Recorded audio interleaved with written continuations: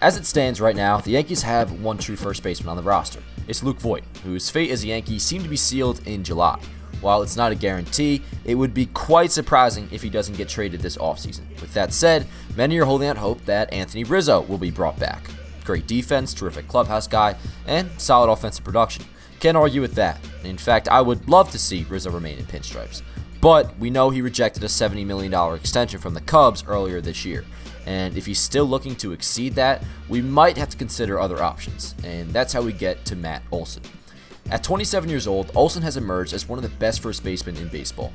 In 2021, he played in 156 games, hitting .271 with a .371 on base, .540 slugging, 39 home runs, 111 RBI, and a .146 WRC+. And while it was the best year of his career, he's been consistently good really ever since getting called up in 2016, as he has an .859 OPS for his career and a total WAR over 15. Also, he's terrific defensively. Now, you're obviously wondering, well, if he's so good, why the hell would the A's trade him?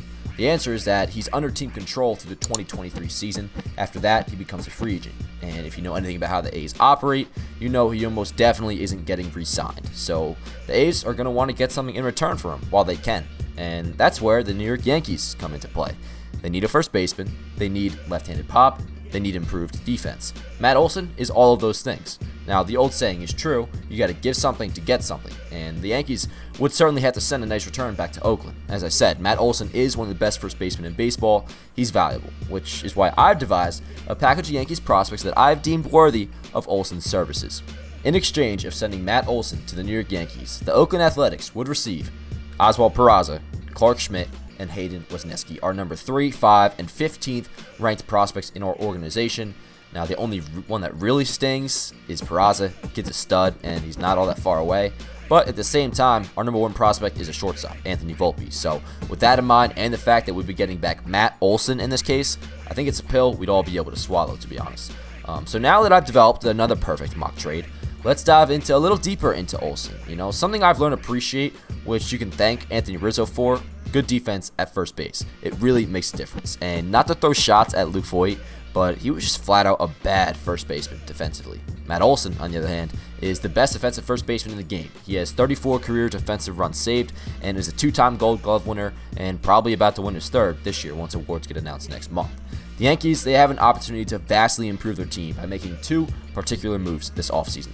Acquire Matt Olson and sign Carlos Correa. By doing that, not only does the lineup get a huge boost, but the infield defense, which has been a problem for years, now finally gets an immediate fix. So let's whip up what the Yankees lineup would look like with Olson, and for shortstop, we'll just put a placeholder at the 5th spot in the order, figuring they sign either Correa or Seager, Semien, Baez, whoever. So here's what I have.